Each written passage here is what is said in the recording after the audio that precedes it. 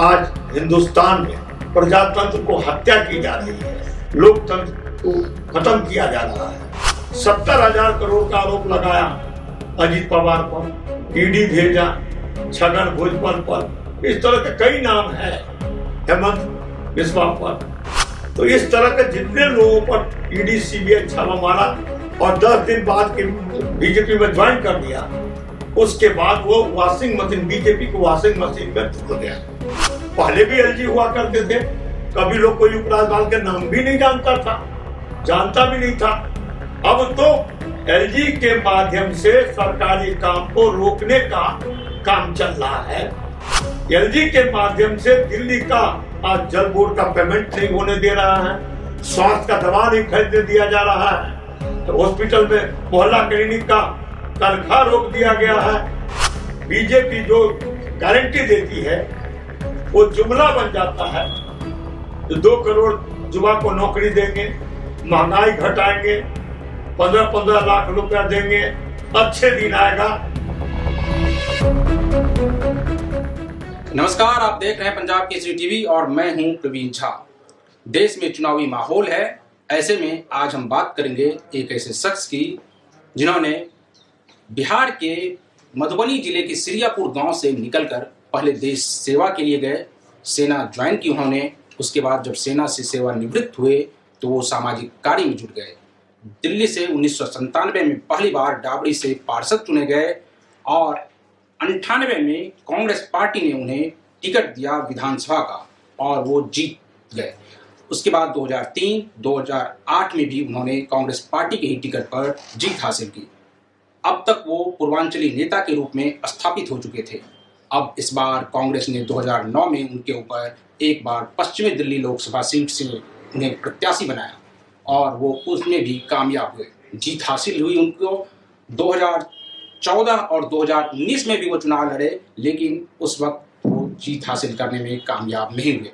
2022 में दिल्ली के सीएम अरविंद केजरीवाल के कामकाज से प्रभावित होकर उन्होंने आम आदमी पार्टी ज्वाइन की और 2024 में अब आम आदमी पार्टी ने उन्हें पश्चिमी दिल्ली से अपना प्रत्याशी घोषित किया है।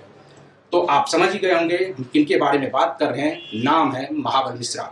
मिश्रा जी, आपका बहुत बहुत स्वागत है पंजाब केसरी। नमस्कार। सबसे पहले, चूंकि आपके ऊपर, आप जब अभी लगातार इंटरव्यू आपका हो रहा होगा तो आपके ऊपर लगातार राजनीतिक सवालों की तो बम्बार्डिंग हो ही रही होगी, लेकिन हम उस सवाल पर भी आएंगे। लेकिन उससे पहले हम आपसे ये जानना चाहेंगे कि आपकी पारिवारिक पृष्ठभूमि क्या रही? मैं बिहार के मधुबनी जिला सिरियापुर में एक किसान परिवार में जन्म लिया और पढ़ाई मेरी शुरू हुई एलएस कॉलेज मुजफ्फरपुर से मेरी पढ़ाई हुई। उसके बाद मैं फौज में कोर ऑफ सिग्नल में भर्ती हुआ और भर्ती होकर 82 तक फरवरी तक मैं सर्विस किया। 82 में सर्विस छोड़ा और दिल्ली में सामाजिक और राजनीतिक काम शुरू किया, क्योंकि उस समय की स्थिति दिल्ली की जो थी, बाहर के लोगों को न राशन कार्ड बनता था, न बच्चे का नामांकन होता था, न वोटर लिस्ट में नाम होता था, दिखते थी। इस मुद्दा की लड़ाई मैंने शुरुआत किया और धीरे धीरे राजनीति में हम प्रवेश किए, सामाजिक और काम राजनीति से। नहीं, आप मुझे ये बताइए कि आप चूंकि बिहार से हैं, आप बिहार में ना ये सामाजिक कार्य आप बिहार में ना करके आपके मन में ये कैसे आया कि दिल्ली से इसकी शुरुआत की जाए? मेरी पोस्टिंग दिल्ली में थी और जिस तरह से, क्योंकि 80 में मेरी पोस्टिंग दिल्ली में थी, दिल्ली कैंट में, और जिस तरह से यहाँ से बाहरी लोगों पर दिखते थी, बाहरी लोगों का जो राशन कार्ड नहीं बनते था, बच्चे का नामांकन नहीं होता था और लोगों का इलाज नहीं होता था, वो देख करके मैं बड़ा अपने आप को किया जो नहीं, मुझे सामाजिक काम में, तब मैं रिजाइन किया और सामाजिक काम में जुटा। वो प्रेरणा वहां से मिली जो मैं दिखते जो थी आम लोगों का, वो दिक्कत देख करके मुझे सामाजिक काम में की प्रेरणा मिली और फिर राजनीति में आया और राजनीति के रूप में मैं काम शुरुआत किया सामाजिक राजनीतिक और अनाथाई कोनी उस समय बसी थी। जो अनाथाई कोनी की बिजली पानी रोड नाली की ये समस्या थी, उससे जुड़ के जो मैं अनाथाई कोनी के फेडरेशन का प्रेसिडेंट भी बना, तो उससे के जो मैं लड़ाई लड़ते चला गया, जिससे राजनीति में प्रवेश करने का मुझे मौका मिला। और राजनीति में आकर के मैं उन लोगों को समस्या जो था वो दूर करने की कोशिश की। नहीं, आप एक वक्त जो है वो पूर्वांचली के नेता के रूप में, खासकर उस वक्त की तत्कालीन सीएम शीला दीक्षित के आप काफी करीबी हुआ करते थे। लेकिन अब आप ये बताइए कि आप कांग्रेस पार्टी में काफी लंबे समय तक रहे, लेकिन आपको क्या लगा केजरीवाल के अंदर कि केजरीवाल की कौन सी छवि आपको बहुत भा गई कि आपको लगा कि अब आम आदमी पार्टी को ज्वाइन करने में ही भलाई है या बेहतरी है? देखिए, मैं उस समय जो 22 में जुड़ा कांग्रेस से आम आदमी में आया, मैंने देखा गरीब हित की जो काम, बिजली फ्री, पानी फ्री, स्वास्थ्य का लाभ के लिए मोहल्ला क्लिनिक बनाकर जिस तरह से गरीबों की मदद करने की काम किया, शिक्षा जिस तरह से शिक्षा का स्तर ऊंचा हुआ देखा, महिलाओं की बस फ्री, और वृद्धा को जिस तरह से बेटा बन के केजरीवाल जी ने तीर्थ यात्रा कराया, ये सब देखने के बाद लगा जो गरीब हित की काम आदरणीय केजरीवाल जी कर रहे हैं, ऐसे कांग्रेस भी गरीब हित का काम, विकास का काम में कांग्रेस का भी योगदान अनाथाई कोनी में रहा। लेकिन केजरीवाल जी जब आए तो वो भी विकास की गति अनाथाई कोनी में, बिजली पानी रोड नाली, और जिस तरह से ये गरीब लोगों की मदद करने की बात आई तो उससे प्रेरणा मिला जो गरीब के हित की बात कर रहा है, इसीलिए आम आदमी पे ज्वाइन करने में कोई दिक्कत नहीं। इसकी वजह ये तो नहीं रही कि आपके चूंकि बेटे भी आम आदमी पार्टी से विधायक हैं, तो परिवार में इस प्रकार से आप लोगों की बातचीत होती होगी? एक वजह वो भी रहा, जो बेटा आम आदमी में आ गया था तो उससे भी एक बात आई, उसमें नहीं मैं कहता हूँ 10% वो भी है, तो निश्चित रूप से उसका भी था असर, जिससे मैं आम आदमी ज्वाइन किया। अच्छा, आप जब जीत करके मान लिया जाए लोकसभा में जाते हैं तो आपके पास कौन कौन से ऐसे मुद्दे होंगे जिसको कि आप लोकसभा में प्रमुखता से उठाएंगे? देखिए, सबसे पहले दिल्ली में जिस तरह से आज हिंदुस्तान में प्रजातंत्र को हत्या की जा रही है, लोकतंत्र को खत्म किया जा रहा है, और आपने देखा होगा वर्तमान में जो झूठी गवाह दिला करके और आदरणीय केजरीवाल जी जो पब्लिक हित की गरीब हित की काम कर रहा है उसको बंद किया जा रहा है। इतना ही नहीं, दिल्ली में केंद्र सरकार के माध्यम से एलजी के द्वारा काम रुकवाने का जो काम किया जा रहा है, तो जनता ने ठान लिया है इस बार जो क्रांतिकारी और पब्लिक हित के काम करने वाला नेता श्री अरविंद केजरीवाल को जो बंद किया गया है, जनता ने ठान लिया है इसका जवाब वोट से देंगे और केजरीवाल को जेल से बाहर निकालेंगे। और भारतीय जनता पार्टी बिना कोई सबूत का जो जेल में बंद किया है, आपने देखा है अभी सुप्रीम कोर्ट ने क्या जवाब दिया संजय जी को, जमानत मिली, कोई जवाब ही नहीं था।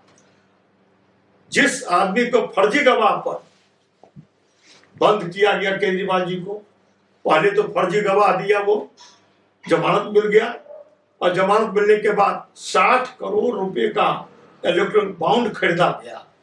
नहीं, आप ये कह रहे हैं कि क्या आपको लग रहा है कि ये जो ईडी की कार्रवाई हो रही है वो ईडी की कार्रवाई है या किसी राजनीतिक पार्टी यानी पॉलिटिकल वेंडेटा? ये राजनीतिक से प्रेरित है, और ईडी सीबीआई मैं समझता हूं 123 लीडर का लिस्ट है हमारे पास जी, जो इंडियन एक्सप्रेस छापा भी था। 123 नेता पर ईडी सीबीआई वगैरह का छापा पड़ा, और उसमें से आप देखिए 70,000 करोड़ का आरोप लगाया अजीत पवार पर, ईडी भेजा छगन भुजबल पर, इस तरह के कई नाम हैं, हेमंत बिस्वा पर। तो इस तरह के जितने लोगों पर ईडी सीबीआई छापा मारा और 10 दिन बाद की वो जम कर बीजेपी में ज्वाइन कर लिया, उसके बाद वो वॉशिंग मशीन, बीजेपी की वॉशिंग मशीन में धुल गया।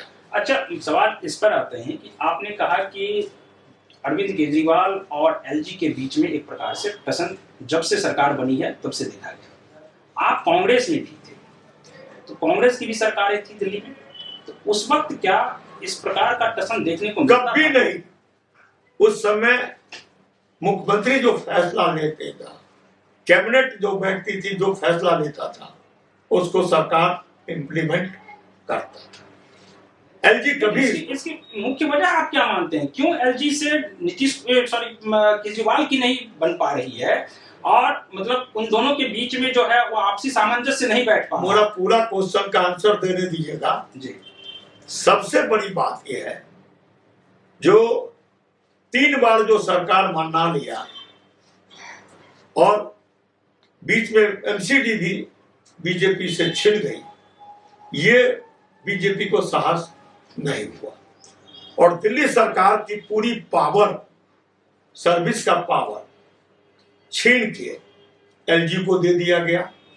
जब सर्विस के जो ऑफिसर हैं उसकी पोस्टिंग और सीआर लिखने का पावर जब एलजी के पास आ जाएगा तो दिल्ली सरकार का बात कौन मानेगा? इसके लिए केजरीवाल जी ने कोर्ट को दरवाजा खटखटाया, कोर्ट ने फैसला दिया जो सारे सर्विसेज का पावर दिल्ली सरकार के पास है, मुख्यमंत्री का। केंद्र सरकार ने एक अध्यादेश हाउस में लाया और केंद्र सरकार के माध्यम से उसको पलट दिया और एलजी को पावर दे दिया। पहले भी एलजी हुआ करते थे, कभी लोग कोई उपराज्यपाल के नाम भी नहीं जानता भी नहीं था। अब तो एलजी के माध्यम से सरकारी काम को रोकने का काम चल रहा है और एमपी 7 एमपी था, मुझे शर्म आती है कहते हुए, 7 एमपी हाउस में कोई आदमी नहीं बोला जो दिल्ली की जनता का हक छीना है। भाई सरकार चुनता कौन है? जनता। एमएलए चुनता है, एमएलए मुख्यमंत्री चुनता है। तो एमएलए जब मुख्यमंत्री चुनता है तो कोई समस्या आती है जनता की, एमएलए मुख्यमंत्री से अप्रोच करता है, काम करता है। तो आखिरकार जनता की हक छीना गया और 7 एमपी एक बार भी नहीं बोला पार्लियामेंट में जो ये हक नहीं छीना चाहिए। तो इससे बड़ा अन्याय क्या होगा? आज केंद्र सरकार केजरीवाल जी को ही काम नहीं रोक रहा है, एलजी के माध्यम से दिल्ली का आज जल बोर्ड का पेमेंट नहीं होने दे रहा है, स्वास्थ्य का दवा नहीं खरीदने दिया जा रहा है, तो हॉस्पिटल में मोहल्ला क्लिनिक का तनख्वाह रोक दिया गया है, दवा दिया गया। तो इस तरह से जो लोगों को लाभ मिलता था स्वास्थ्य का, हॉस्पिटल में दवा मिलती थी, जो जल बोर्ड के माध्यम से पानी मिलता था, सीवर की सफाई होती थी, कंट्रैक्टर जो पेमेंट होता था वो रोका गया। तो एलजी के माध्यम से केंद्र सरकार दिल्ली की समस्या का समाधान नहीं होने रोकने का काम कर रहा है। अच्छा, आप ये बताइए कि अरविंद केजरीवाल जी के अभी जेल में हैं और आप लोग चुनावी मैदान में हैं, तो क्या आप लोगों को लगता है कि उनके बाहर रहने से आप लोगों को और ज्यादा फायदा होता, वो कैंपेन में जाते और हर जगह जाकर के अपने कामकाज को वो गिनाते? तो आपको नहीं लगता है कि उनके बाहर रहने से आप लोगों को ज्यादा फायदा होता है, या आप क्या मानते हैं? देखिए, जनता में बहुत रोष है। आदरणीय केजरीवाल जी बाहर रहते, निश्चित रूप से पार्टी के चुनाव प्रचार करते, निश्चित रूप से बहुत बात अपनी गिनाते काम की, लेकिन आज जनता में इतनी रोष है, जनता ने ठान लिया है जो वोट के माध्यम से केजरीवाल जी को अरेस्ट जो किया गया, इसका जवाब हम देंगे। 7 एमपी यहां इंडिया गठबंधन को जीतेगा और केजरीवाल के वोट के माध्यम से उनका सम्मान बढ़ेगा और मोदी सरकार के मुंह पर काला लगेगा। अच्छा, आप ये बताइए कि आप लोग क्योंकि अब गठबंधन में हैं, आप कांग्रेस में रहे हुए हैं इतने दिनों तक, तो यहाँ जो आप ग्राउंड लेवल पर आप देख रहे हैं कि क्या कार्यकर्ता जो है वो आम आदमी पार्टी के कार्यकर्ता और कांग्रेस के कार्यकर्ता, क्या दोनों एक हो गए हैं अंदर अंदर? इंडिया गठबंधन के तमाम नेता को दिल की गहराई से बधाई देता हूँ।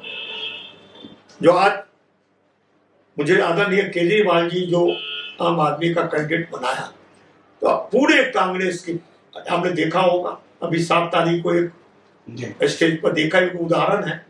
तो हिंदुस्तान के जो भी इंडिया गठबंधन का नेता है, केजरीवाल जी के समर्थन में और एकजुट होकर काम करने का दिया, तो जनता में और कार्यकर्ता में भी ये है जो हम मिलकर काम करेंगे और मोदी जी को जवाब देंगे।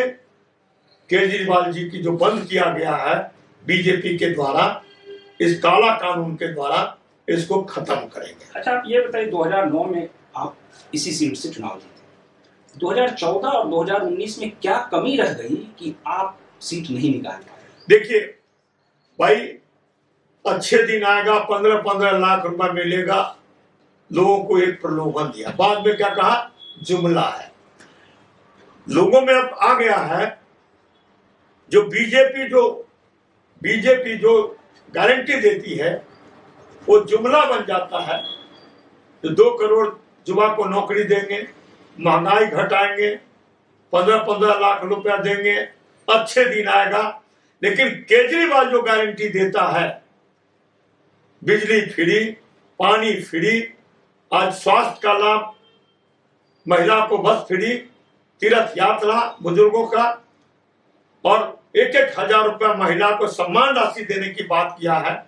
तो टैक्स की पैसा जो आज दिल्ली में आया वो गरीबों में, आम आदमी में बांटा जा रहा है, और अन्य स्टेट में देखेंगे जितनी भी सरकार है वो घाटा में चल रहा है और दिल्ली फायदा में चल रहा है।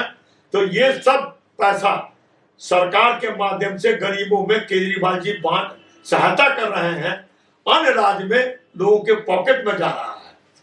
आज अभी भी कहता हूं, 6 गारंटी जो केजरीवाल साहब ने दिया है, इंडिया गठबंधन के तरफ से जो गारंटी आई है, पूरे देश में 24 घंटे बिजली रहेंगे, पूरे देश में गरीबों की बिजली मुफ्त, हर गांव मोहल्ले में शानदार सरकारी स्कूल बनाएंगे, हर गांव मोहल्ले में मोहल्ला क्लिनिक बनाएंगे, किसानों को स्वामीनाथन आयोग के तहत फसल के सही दाम दिलाएंगे, दिल्ली को पूर्ण लाभ दिलाएंगे। नहीं, आप ठीक है, ये गारंटी तो ठीक है, इंडिया गठबंधन की तरफ से ये गारंटी है।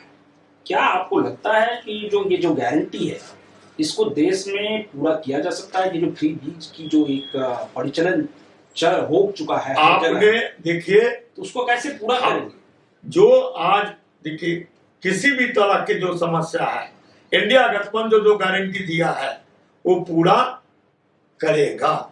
आपने देखा होगा कि ना पूरा एक बार किसानों का कर्ज माफ हुआ था 70,000 करोड़, 70,000 करोड़ का, तो वो तो इंडिया गठबंधन के लोग ही किए थे। उस समय गठबंधन नहीं थी, लेकिन कांग्रेस पार्टी ने किया था। तो कांग्रेस पार्टी की, आम आदमी का जितना इंडिया गठबंधन में है, उनकी सोच है पब्लिक हित की, आइन की सोच है। आप देखिए, मैं आपसे निवेदन करता हूं 1 सेकंड, जो युवा को कैसे ठगा है, 2 करोड़ युवाओं को नौकरी हम देंगे, लेकिन नौकरी देने की बात नहीं किया। मैं एक सर्विसमैन हूं, मैं जानता हूं जो आने वाला पीढ़ी हमारा कितना दिक्कत में होगा, क्योंकि कहा 3 लाख आदमी को आज क्या बना, अग्निवीर में भर्ती किया, अग्निवीर में भर्ती किया, 50,000 आदमी को नौकरी देगा और 2.5 लाख लोगों को 4 वर्ष के बाद उस बच्चे को बाहर निकाल देगा। उसका उम्र क्या, 17 से 21 साल। तो आपने पढ़ाई छोड़ा दिया, और 17 से 21 साल के बाद वो 4 साल के बाद आएगा तो जाएगा लोग लड़की की शादी करने के लिए, तो लोग पूछेगा अग्निवीर में है या फौज में है। तो फौज वाले को तो मिलता है, पेंशन भी मिलता है, सीएजी कैंटीन का बेड का लाभ मिलता है रिटायर होने के बाद, लेकिन वो 4 साल के बाद आएगा तो कौन अपनी बच्ची की शादी करेगा? अच्छा मिश्र जी, आपसे एक सवाल है कि एक सेकंड, और पेट्रोलियम पदार्थ आपने प्राइवेट कर दिया, खदान, एयरपोर्ट आपने बेच दिया, टेलीफोन डिपार्टमेंट भेज दिया, आपने रेलवे भेज दिया, तो युवा को नौकरी कहां लगेगी? आपने तो युवा को कहा पकौड़ा तरो, पकौड़ा तरने की बात किया सरकार। आज यदि केजरीवाल साहब की बात मैं करूं, केजरीवाल साहब 33,000 लोगों को नौकरी दिया था डीसीडब्ल्यू में, और बस में मार्शल भर्ती किया था, उसको भी हटा दिया। सवाल आप ही के जवाब से है। आपने कहा कि 70,000 करोड़ रुपया कांग्रेस ने माफ किया था किसानों का।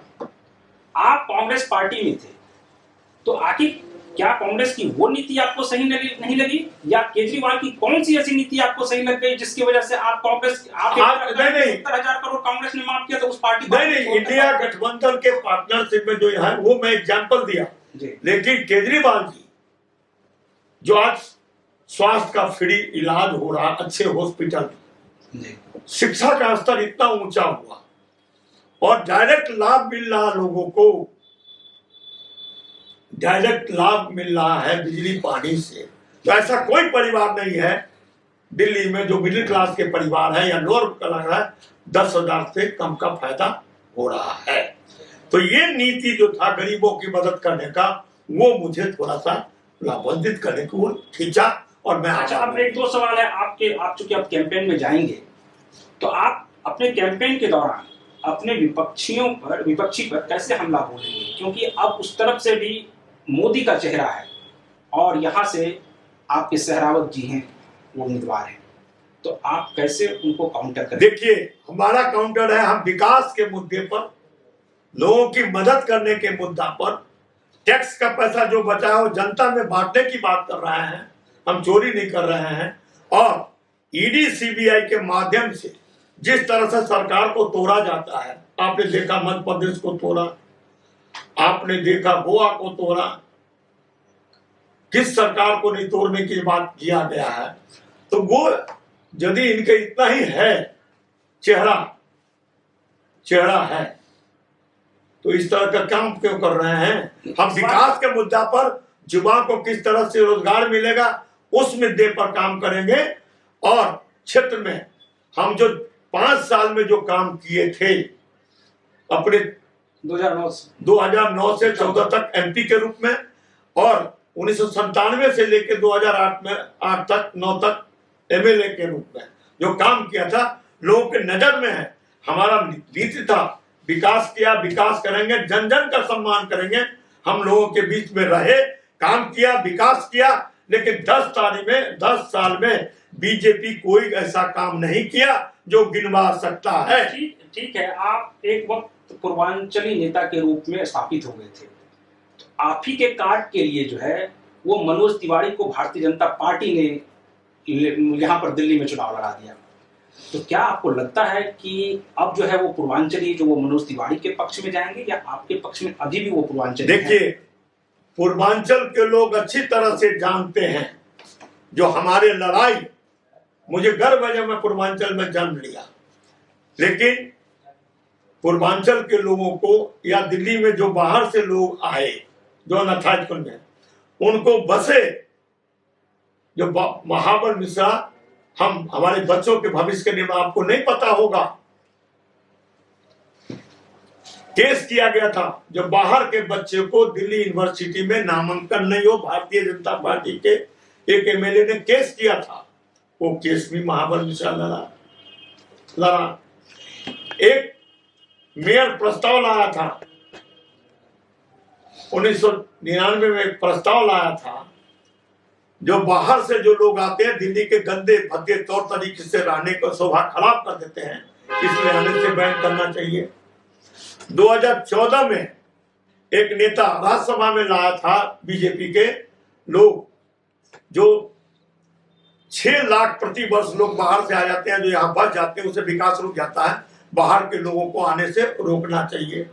और उस लड़ाई को सब महाबल मिश्रा, दुनिया जानती है, जो महाबल मिश्रा मेरा अनाथालय कोनी की समस्या का निदान किया, महाबल मिश्रा गरीबों के लिए राशन कार्ड बनवाने का काम किया, राशन आई कार्ड बनवाने की बात किया, बच्चों के नामांकन करवाए, हॉस्पिटल।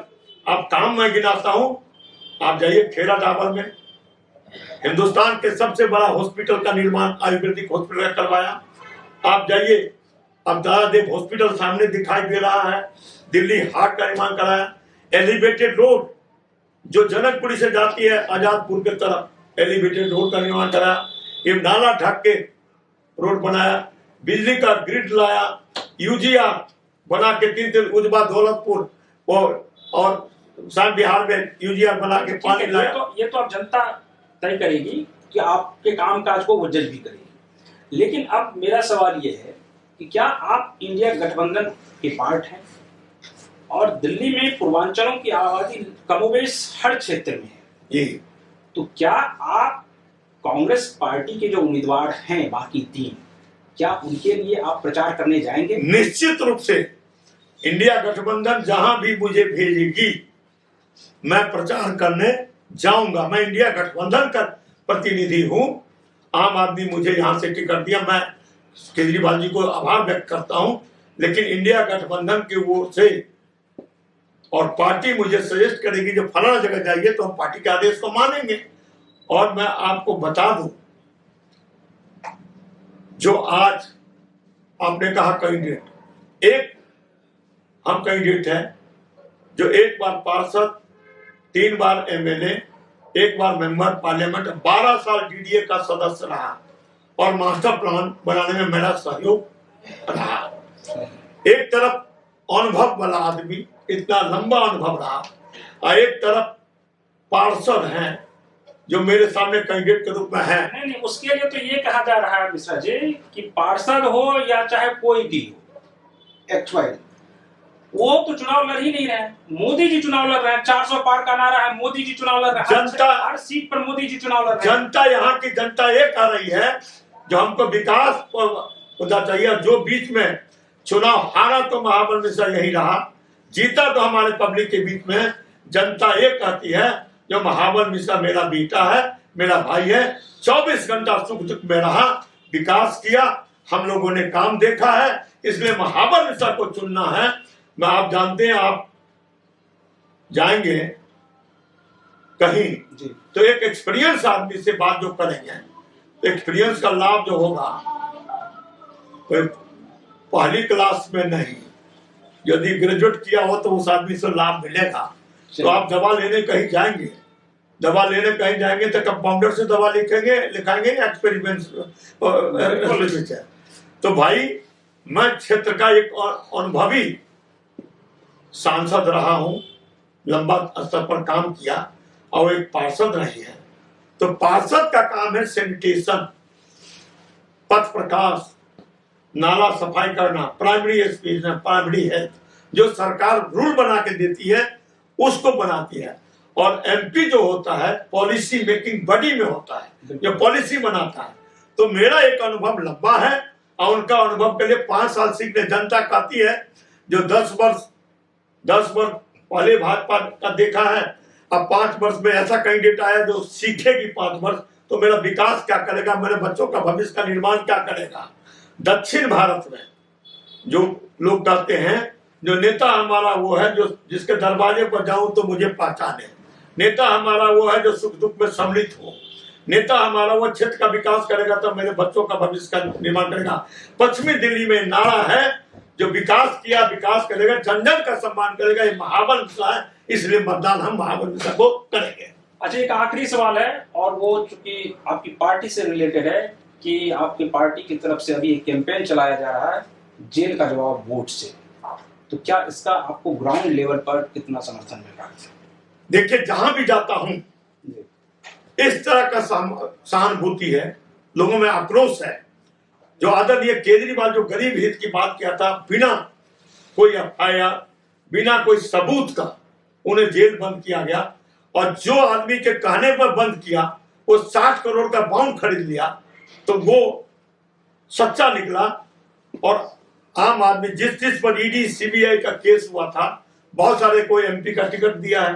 तो भाई, बात ऐसी है जो वॉशिंग मशीन में धुल गया, अब बिना केस का फर्जी केस बना के आप केजरीवाल जी को, मनीष सिसोदिया जी को, सत्येंद्र जैन को आपने बंद किया है। इसलिए जनता जानती है जो पब्लिक हित की, जो गरीब हित का काम करता है, इसको फर्जी केस बना के बंद किया जाता है। इसलिए इसको बीजेपी हटाओ और दिल्ली और देश को बचाओ।